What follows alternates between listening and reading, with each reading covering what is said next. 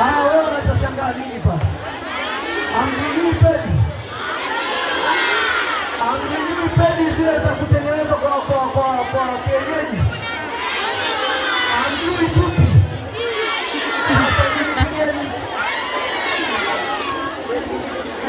Basi naomba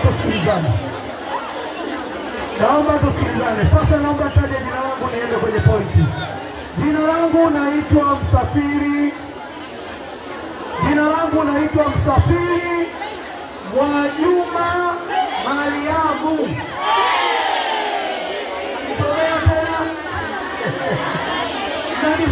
tena. Jina langu naitwa nani?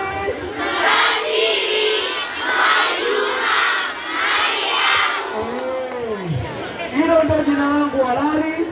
Kama unaona na kudanganya, ukirudi nyumbani chukua kile kisimu chako, tumie 100.